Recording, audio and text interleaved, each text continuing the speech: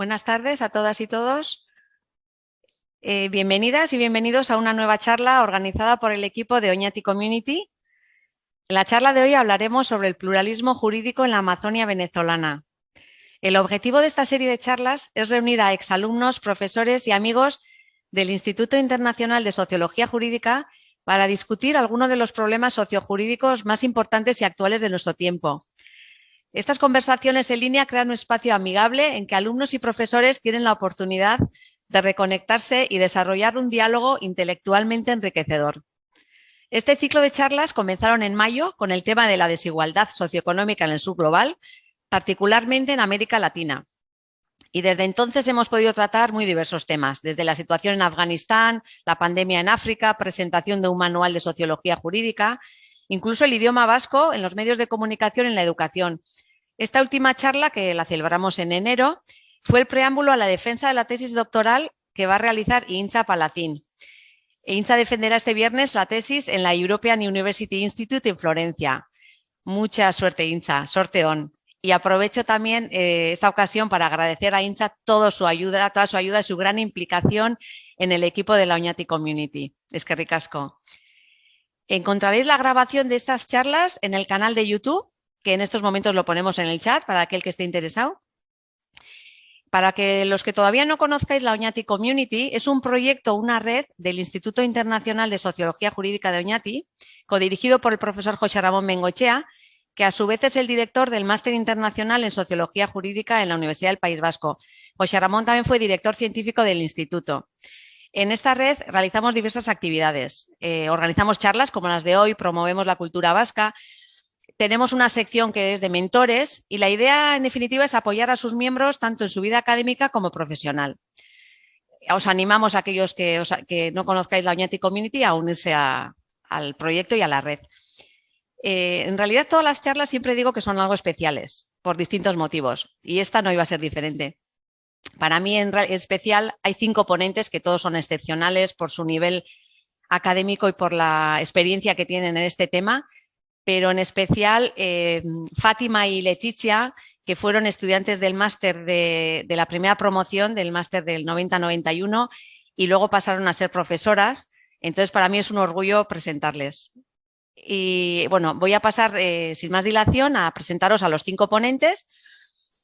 La primera ponente es Leticia Mancini, profesora de Sociología Jurídica y Antropología Jurídica en la Facultad de Derecho de la Universidad de Milán y también profesora de Antropología Jurídica en nuestro máster. Tal como he mencionado, fue estudiante de la primera promoción del Máster Internacional de Sociología Jurídica de Oñati. Ella va a tratar sobre el marco general del pluralismo jurídico desde la antropología y desde el derecho. Marco Aparicio, profesor de la Universidad de Girona y director de la Cátedra Internacional UNESCO de Desarrollo Humano Sostenible de dicha universidad. Él hablará sobre el pluralismo jurídico como respuesta a conflictos materiales de base, donde la lucha de intereses principalmente socioeconómicos, culturales y políticos impiden el desarrollo del reconocimiento de los derechos de los pueblos indígenas. Una revisión general en América Latina.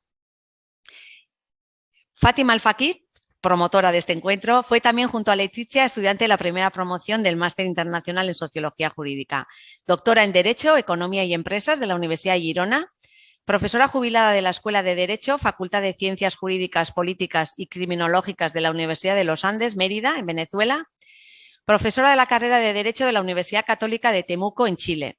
Ella nos hablará sobre el pluralismo jurídico en Venezuela, sus límites y desafíos. El doctor René Coupé es catedrático jubilado de Derecho de la Universidad de Viena. Su trabajo académico se centra en los derechos de los pueblos indígenas, con especial enfoque en filosofías jurídicas indígenas, sistemas jurídicos indígenas, protección de cosmovisiones y religiones indígenas tradicionales. Fue asesor jurídico de la Comisión de Pueblos Indígenas de la Asamblea Nacional de Venezuela en la elaboración de la Ley Orgánica de Pueblos y Comunidades Indígenas, vigente en Venezuela. René ha trabajado en la aplicación práctica de derechos de pueblos indígenas, por ejemplo, la demarcación de territorios indígenas en Venezuela. En estos momentos, su trabajo se concentra en la situación de derechos humanos de pueblos indígenas en Brasil. Participó en la preparación de un comunicado a la Corte Penal Internacional en La Haya por crímenes de lesa humanidad contra el presidente Bolsonaro. Basándose en su formación jurídica y relaciones laborales con organizaciones indígenas, ha participado activamente en campañas reivindicativas como la más reciente, German Coordination Kreis, ILO 169, que consiguió la ratificación del convenio 169 de la OIT por parte de Alemania en 2021. Él es miembro de la Junta Directiva de la International Work Group on Indigenous Affairs. Él tratará sobre las leyes y contexto jurídico nacional e internacional de regulación del pluralismo jurídico en Venezuela. Y por último, Vladimir Aguilar, profesor de la Universidad de los Andes y coordinador del Grupo de Trabajo sobre Asuntos Indígenas de la Universidad, quien acaba de regresar de la Amazonía. Hablará sobre aterrizaje hoy en día del pluralismo jurídico en la Amazonía. Vuelvo a reiterar mi agradecimiento por vuestra colaboración en la red Oñati Community y por vuestra implicación en un tema tan interesante. Una vez que terminéis, que los 5 ponentes terminéis vuestra presentación, pasaremos a un debate moderado por José Ramón Bengoechea y todos los participantes podréis preguntar bien en el chat o bien preguntando directamente. Sin más preámbulos, ya que estamos deseando iros, doy la palabra a Letizia Mancini. Cuando quieras, Letizia. Muchísimas gracias, Susana. ¿Se oye bien? Sí, perfecto. Muchísimas gracias, Susana. Muchísimas gracias a todas y a todos para estar aquí. Para mí claramente es un lujo y una maravilla poder compartir con ustedes esta iniciativa de Oñati Community. Bueno, el pluralismo, el marco general del pluralismo jurídico desde la antropología y desde el derecho. Yo creo que no hay una definición compartida, ante todo, de pluralismo jurídico. Hay diferentes definiciones, diferentes ideas. Pienso, por ejemplo, al pluralismo jurídico entendido como pluralidad de mecanismos jurídicos para resolver el mismo conflicto, como una pluralidad de ordenamientos o fuentes jurídicas. Creo que se pueda pensar al pluralismo jurídico como a un ámbito de saberes que tienen como elemento en común la crítica a la idea que el Estado sea el único productor, la única fuente de normas que presentan características de obligatoriedad, institucionalidad, sancionabilidad. Es una idea mínima frente a las diferentes concepciones, a menudo en disputa entre ellas, sobre este concepto. En los campos, ante todo, de las ciencias sociales, me refiero en primer lugar a la sociología del derecho, a la antropología jurídica, pero también a la ciencia jurídica, que siempre más recurre al concepto de pluralismo jurídico. Un ejemplo, las constituciones de Latinoamérica. La idea de pluralismo jurídico global, sobre todo en Norteamérica y en Europa, conectada a los procesos de globalización del derecho, a la creación de derechos que atravesan los estados, cuya aplicación no corresponde con el perímetro de las fronteras estatales. Me refiero, por ejemplo, a la lex mercatoria, al derecho transnacional. Así que los juristas hablan mucho de pluralismo jurídico, se refieren al pluralismo jurídico con referimiento a estos procesos. No tenemos tiempo para desarrollar las conexiones entre idea del derecho, que es el derecho, y idea de pluralismo, porque aquí sí nos necesitaría mucho más tiempo. Me limito en estos 3 minutos que me quedan a indicar algunas trayectorias en este ámbito. Podemos distinguir las diferentes teorías según diferentes criterios. Entre las perspectivas diferentes podemos encontrar la idea de reconocimiento de diversos órdenes jurídicos dentro del Estado, así como teorías que consideran como un concepto de derecho más abierto cuya validez no requiere necesariamente de reconocimiento del Estado. Pienso a uno de los padres de la idea de pluralismo jurídico en nuestro siglo, a John Griffith, que habla de pluralismo débil y de pluralismo fuerte, ¿no? El pluralismo débil es el pluralismo de las concepciones en las cuales el Estado define las condiciones bajo las cuales puede existir el pluralismo jurídico, y fuerte de las concepciones en las cuales el derecho estatal es solo uno entre muchos elementos que motivan una situación de pluralismo jurídico. Hay autores que distinguen estas dos posiciones en pluralismo vertical. Pienso, por ejemplo, a un antropólogo como Leopold Pospisil, que habla de niveles jurídicos que tienen menor o mayor poder y engloban los niveles más bajos, y horizontal. Pienso sobre todo a Sally Folkmore, a la sua idea de campo social semiautónomo. Además, dentro de las ciencias sociales hay una distinción muy interesante en mi perspectiva entre posiciones que ponen la atención sobre el contexto, más sobre el contexto, y posiciones que ponen el fulcro del pluralismo jurídico especialmente sobre la persona. El concepto de interlegalidad, por ejemplo, propuesto por Bonaventura de Sousa Santos, insiste sobre la centralidad de la persona cuyas acciones, opciones, decisiones son influenciadas por normas procedentes de varias formas. Esta perspectiva del individuo, de sus afiliaciones múltiples, de sus legal consciousness, es importante porque muestra empíricamente no solamente que las instituciones, que hay muchas instituciones que producen norma y que estas instituciones quizás son conectadas. Otra vez, la idea del semi-autonomous social field, dice Lefort Moore, no son entidades molares separadas, sino que están diversamente conectadas y muchas veces son en parte sobrepuestas y sobre todo, esto es importante, que las personas no siguen normas generadas exclusivamente por una institución, un ordenamiento, una fuente, sino por muchas, sea la fuente del derecho indígena o bien la del derecho estatal y del derecho de otras instituciones. Desde la perspectiva del derecho no hay duda que el pluralismo jurídico se inscribe en el reconocimiento, diríamos, formal de un derecho propio por parte del Estado, o sea, el reconocimiento de otros derechos por parte del Estado. Las experiencias de América Latina, ante todas las demás, nos muestran muy bien este asunto y además otra cara del pluralismo jurídico, claramente la cara más política, la de la lucha por el reconocimiento, la de los diferentes poderes que los protagonistas tienen y de hecho, y el hecho también que si la norma propia tiene su propia vida y su propia legitimidad independientemente de un reconocimiento formal. Existen y están seguidas independientemente del reconocimiento formal. Para concluir, creo que la complejidad del contexto de Amazonia nos devuelve al mismo tiempo las muchas dimensiones y los diferentes sentidos del pluralismo jurídico. Y por eso no quiero quitar más tiempo a mi amiga y mis amigos y colegas. Le agradezco por su atención y paso la palabra a Marco Aparicio.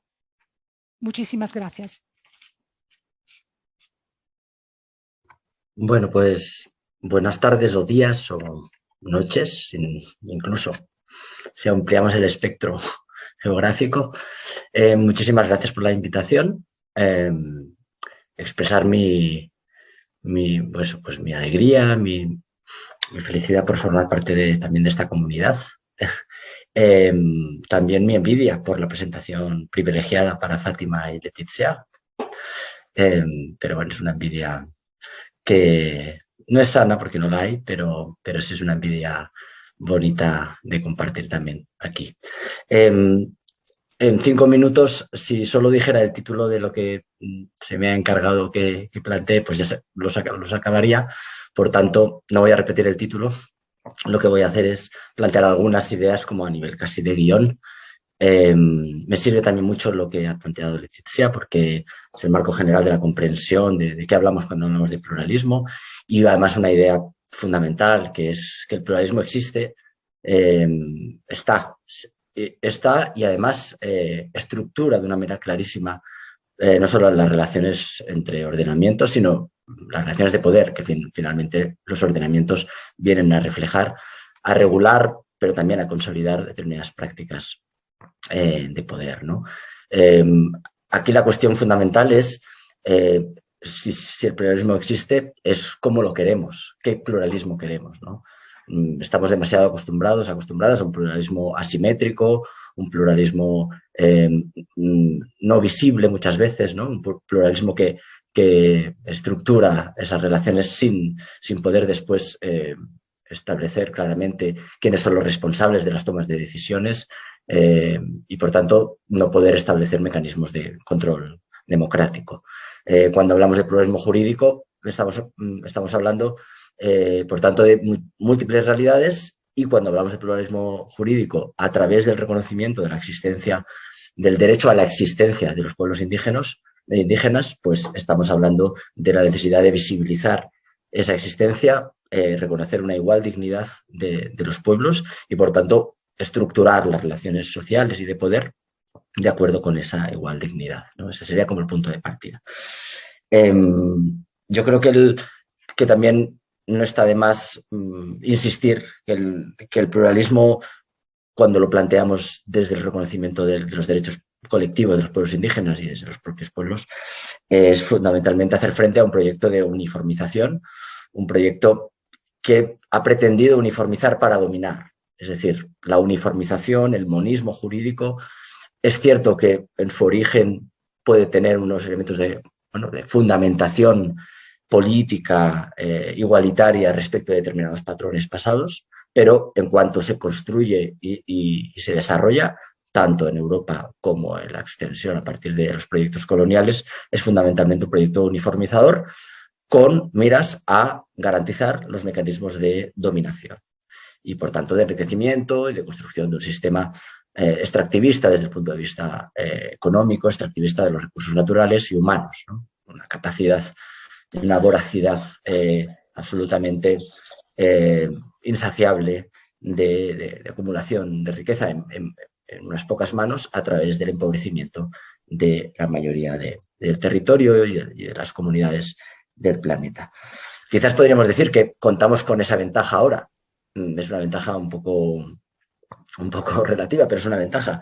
No es necesario excesivo esfuerzo de diagnóstico. Es decir, casi muchas veces, y en los ámbitos del debate académico, casi estamos en un exceso de diagnóstico muchas veces. Yo creo que ya no es necesario entrar en determinadas dimensiones de diagnóstico. Creo que es suficientemente claro a qué nos ha llevado hoy en día, en el año 2022, ese proyecto uniformizador y de dominación, y por tanto nos podemos ahorrar bastantes elementos, ¿no? Lo que tenemos que tratar es de construir formas posibles, formas transitables para un reconocimiento efectivo de los derechos colectivos y, por tanto, en consecuencia de una relación plural entre diferentes sujetos que se encuentran y que construyen conjuntamente realidades mejores de las que tenemos, ¿no?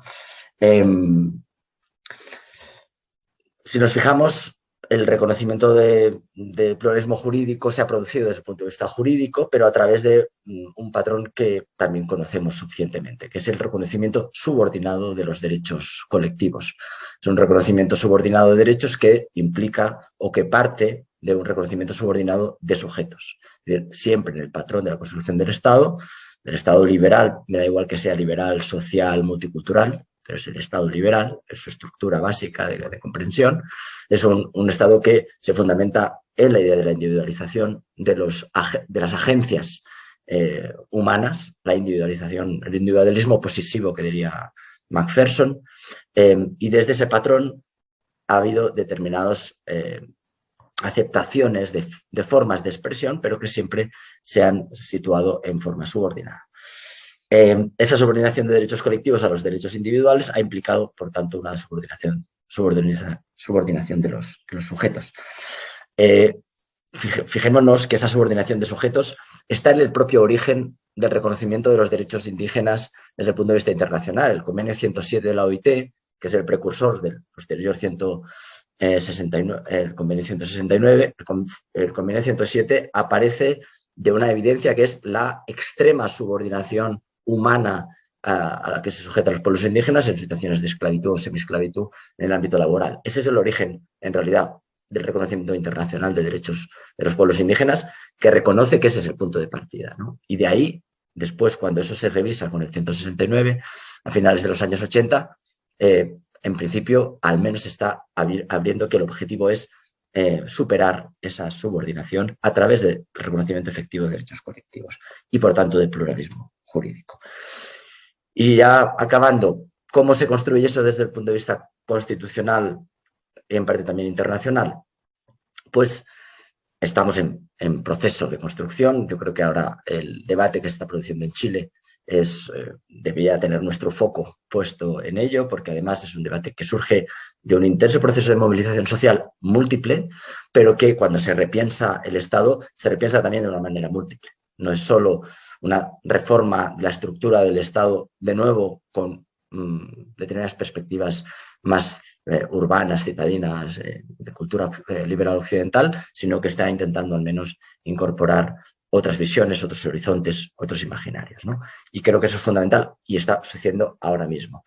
¿Qué tenemos como referentes más importantes? Pues evidentemente los procesos constituyentes, procesos políticos previos y constituyentes posteriores de Ecuador y Bolivia.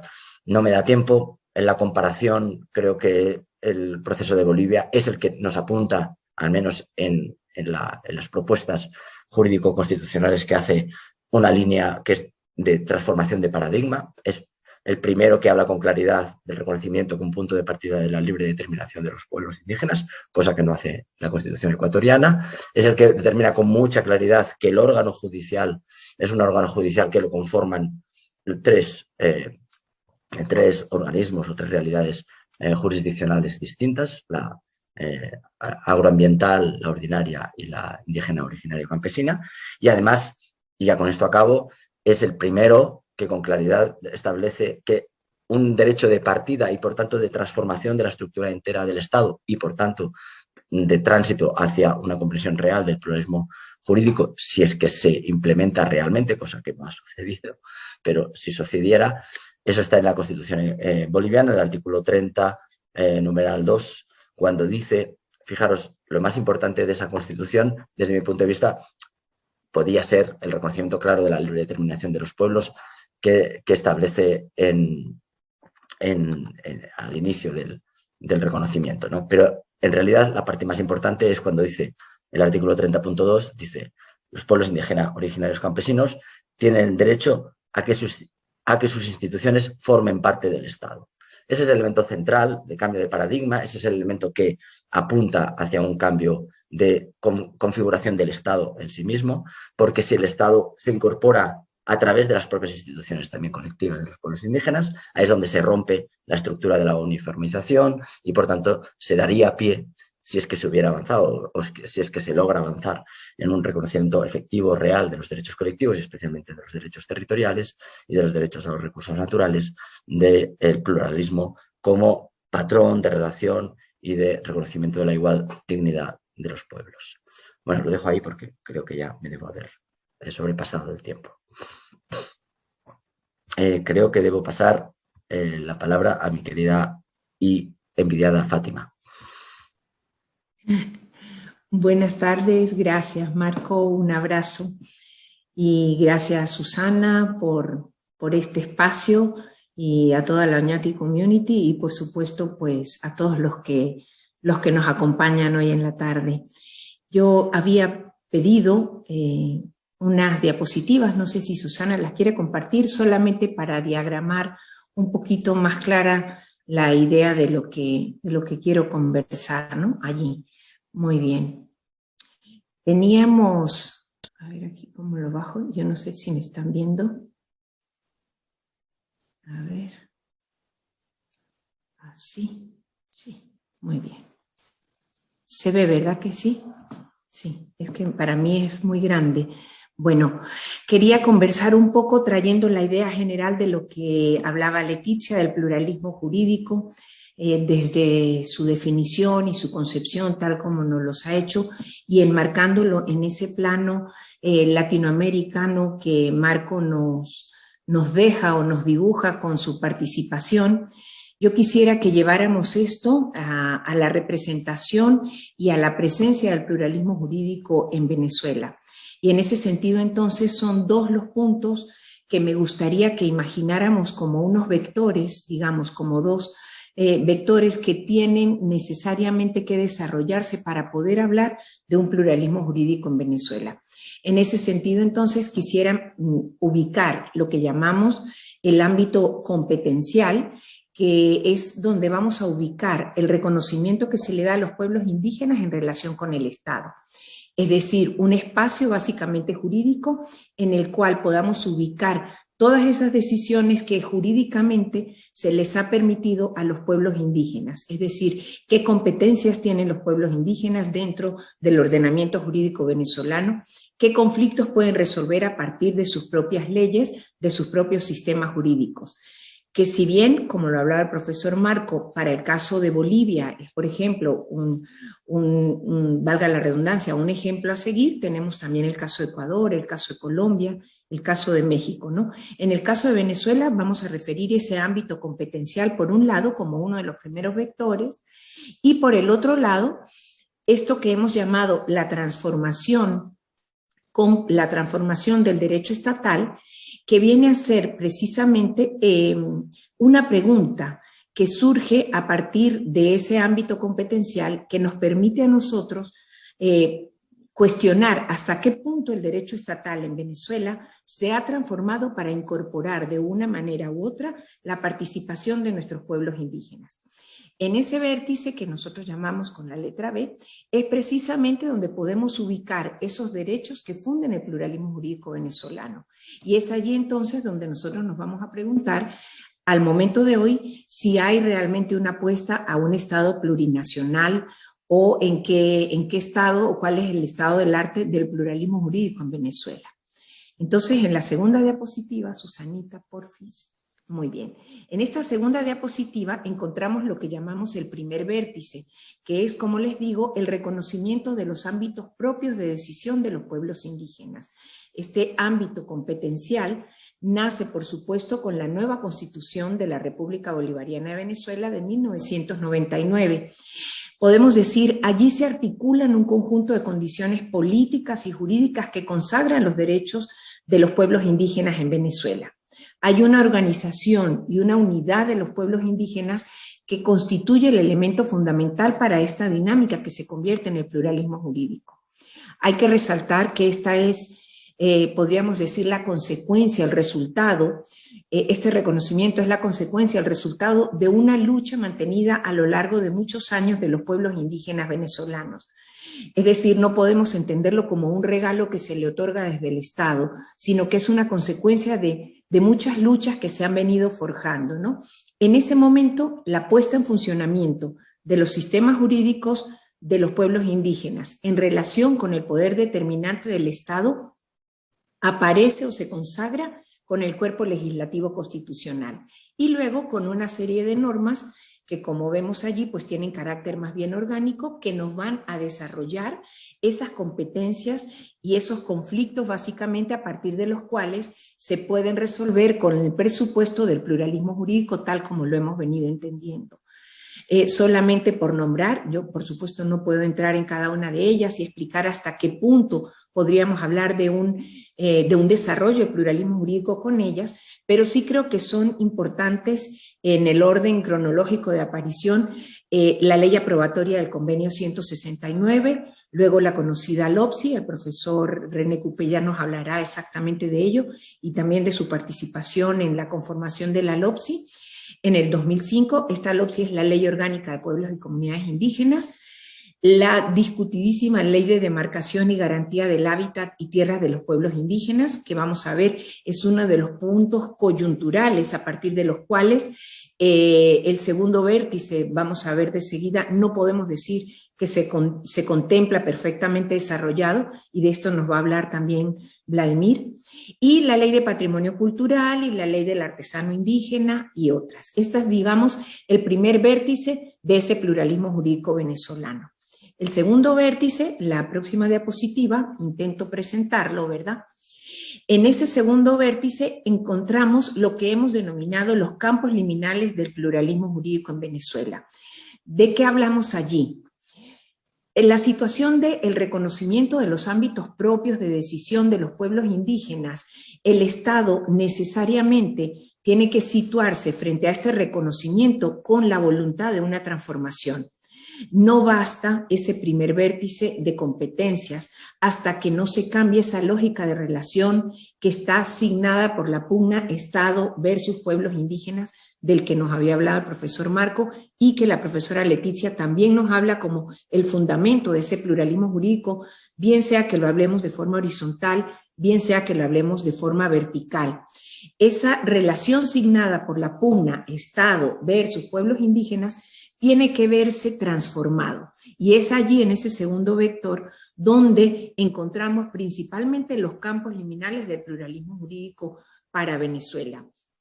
no es suficiente, y lo vamos a ver ahora cuando aterricemos de la mano de Vladimir en los casos concretos de Venezuela, no es suficiente el ámbito de protección y de decisión propia que nos regaló, que nos brindó, que nos amparó la Constitución de 1999 a los pueblos indígenas.